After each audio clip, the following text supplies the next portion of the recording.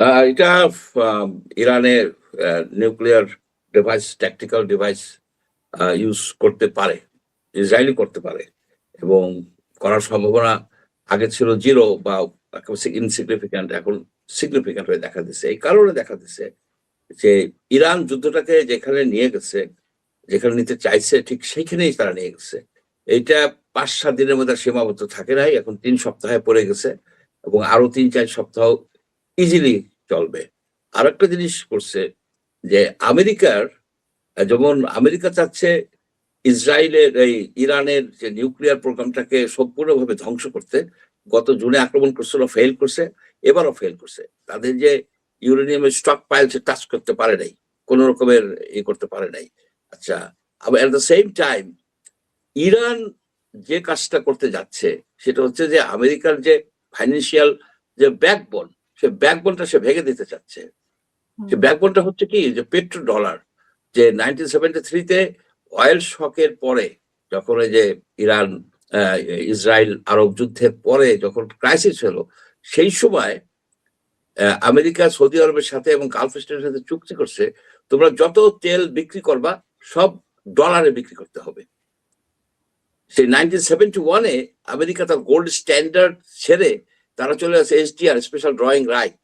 অর্থাৎ এখন যদি ডিমান্ড থাকে ডলারের ডিমান্ড কেমনে হয়? চায়না, তখন চায়না, এই জাপান, ইউরোপ, বহু দেশ যাদের তেল দরকার, তেল কিনতে হইলে তাদের সৌদি আরবে যেতে হয়, গালফ স্টেটে যেতে হয়। তারা বলে তুমি ডলারে দেবা, তুমি ডলারে আমি পেমেন্ট নিব। এই যে ডলারের ডিমান্ডটা আর্টিফিশিয়ালি তেলের মাধ্যমে, সৌদি আরবের মাধ্যমে টিকাই রাখছে, এই জিনিসটাকে ইরান ভাঙতে চাচ্ছে। এবং যে ডলারগুলি এটা পাইতো সৌদি আরব, কাতার, কুয়েত, এই ডলারগুলি অবশিষ্টাংশ, সেগুলি কিন্তু তারা আমেরিকান ফাইন্যান্সিয়াল সিস্টেমে তারা ইনভেস্ট করতো, ট্রেজারি বন্ড হিসেবে ইউজ করতো। যার ফলে সারা পৃথিবীর উপরে আমেরিকার একটা চোখ হোল্ড ছিল, এবং সব ফাইন্যান্সিয়াল এইগুলো সিস্টেমগুলি, আপনি যে করবেন, এলসি করবেন, এটা করবেন, সেটা করবেন, everything was control by America. সেই জন্যই কিন্তু সেই জিনিসটাইকে উপরেই কিন্তু ইরান এইবার আক্রমণ করছে। আক্রমণ কি, যে সারা পৃথিবীর যত তেল, তার 20% কিন্তু স্ট্রেট অফ হরমুজ দিয়ে যায়, এবং গ্যাসের যায়, গ্যাসের অংশটা আরো বেশি, কারণ কুয়েতের গ্যাস, কাতারের গ্যাস, এগুলো সব ওইখান দিয়ে যায়। এখন এই জায়গাটাকে ইরান আটকায় ফেলেছে।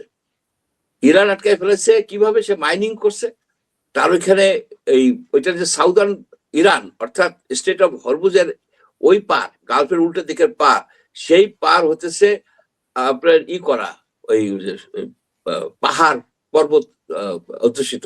ওইসব জায়গায় হাজার হাজার ইরানি সোলজার, তাদের ড্রোন, তাদের মিসাইল, এভরিথিং ইজ দেয়ার।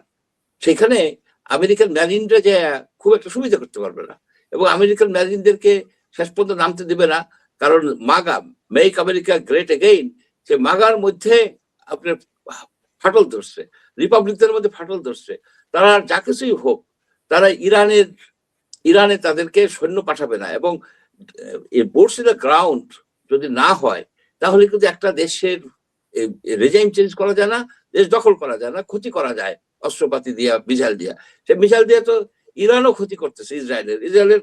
আজকে এই মার্চে 5টা মার্চে ব্যালিস্টিক মিসাইল, একটা ভেদ করছে, 4টাকে ডিস্ট্রয় করছে, একটা ভেদ করছে, সেটা পরে 100-150 ইসরায়েলকে আহত করছে, 100-150। এখন যে জিনিসটা দাঁড়াইছে, যে আজকেও যদি বলে ইরান যে ঠিক আছে আমি ছেড়ে দিলাম স্টেট অফ হরমুজ, তাতেও আপনার 1-1.5 মাস লাগে, ডিমাইনিং করতে হবে, ডিমাইনিং করতে হবে। আপনার গ্যাস তো যে রাস লাফা যে গ্যাসের কারখানা, মানে প্ল্যান্ট, এই কাতারে, সেটা তো বম মেরে ধ্বংস করে দিছে। ইরানের গ্যাসের ও ধ্বংস করছে। সুতরাং এই স্টেট অফ হরমুজ চালু হইলেও টোটাল গ্যাস এবং তেলের সাপ্লাই অনেকটা কমে যাবে, কারণ এই ইরানের এই কাতারের ওইটাকে ঠিক করতে 6-7 মাস লাগবে, আর পুরো এসে আসতে 3 বছর লাগবে। সুতরাং একটা পার্মানেন্ট ড্যামেজ হয়ে গেছে। এখন এই ড্যামেজে আমরা কিভাবে ওভারকাম করতে পারি, সেটাও আমাদের চিন্তা করতে হবে। আমাদের যে সর্বনাশটা এই আগের গভর্নমেন্ট করে গেছে যে এলএনজি ভিত্তিক করছে, এলএনজি ভিত্তিক পাওয়ার প্ল্যান্ট। এলএনজি হচ্ছে most expensive fuel, most expensive liquefied natural gas, সেইটা দিয়ে বিদ্যুৎ কোম্পানি চালায়। আমাদের দরকার ছিল কয়লা ভিত্তিক। এখনো আমি মনে করি কি যে আমাদের কয়লা ভিত্তিক, আমরা প্রায় 20,000 মেগাওয়াট বিদ্যুৎ কয়লা দিয়ে উৎপাদন করতে পারি। এনভায়রনমেন্ট ক্ষতি হবে, এনভায়রনমেন্ট ক্ষতি হবে কি, কতটুকু অ্যাড হবে ওই গ্রিন হাউস গ্যাস। আমাদের তো 2.5% গ্রিন হাউস গ্যাস আমরা গ্লোবালি নির্গত করতে পারি, এখন 2% এরকম করি। আর এই যদি আপনার 10টা 5টা কয়লা ভিত্তিক হয়, সামান্য অ্যাড হবে। এই কতগুলি এনভায়রনমেন্টালিস্ট আসছে, এগুলি জানে না। আপনার একজনে বলে কি যে ওই ওপেন পিট করলে পরে 1 কিলোমিটার বা 1 কিলোমিটার একটা জায়গা হবে, সেখানে পানি জমে থাকবে, সেই পানি সরাই যাবে।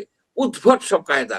ইতিহাস পড়ে, ভূগোল পড়ে, এই ইতিহাস পড়ে, ইকোনমিক্স পড়ে, সোশ্যোলজি পড়ে, এগুলি পড়ে তারা ইকোলজিস্ট হিসাবে মানে দাবি করে। যেমন একজন ছিল আমাদের যে পরিবেশ মন্ত্রী, আপনার পরিবেশের কোন একটা কোর্সও করে না, কিছুই জানে না, নাথিং হোয়াটসএভার। এইসব লোকজন আমাদের এই দেশটাকে ধ্বংস করছে, আমাদের এই দেশটাকে ধ্বংস করছে।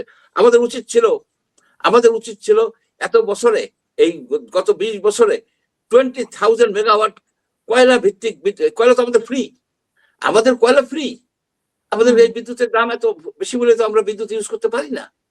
বলে কি বিদ্যুৎ ইউজ কমাও, আমরা করি 700-800 kilowatt, 800 kilowatt per person per ইয়ার।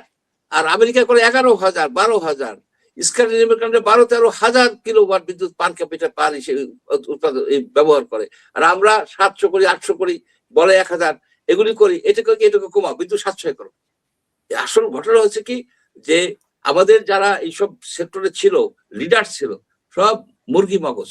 মুরগির মাথায় যতটুকু বুদ্ধি আছে, এদের মাথায় ততটুকু বুদ্ধিও নাই। এদের ওইটুক বুদ্ধি আবার খাটায় চুরি করার জন্য।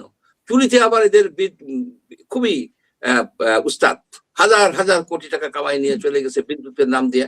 আজকে দেখেন লোডশেডিং হয়, আপনাদের ইন্টারনেট নষ্ট হচ্ছে কেন? ইন্টারনেট যেমন ওয়াইফাই আলাদা, এখানে হয়তো বিদ্যুৎ নেই, সেজন্য আপনার এই ঝামেলা হচ্ছে। আপনার 7-8 বার করে লোডশেডিং হয়তো ঈদের আগে। এই যে আমি যেখানে থাকি, 7-8 বার করে লোডশেডিং হয় বনশ্রীতে। কেন হবে? কেন লোডশেডিং হবে?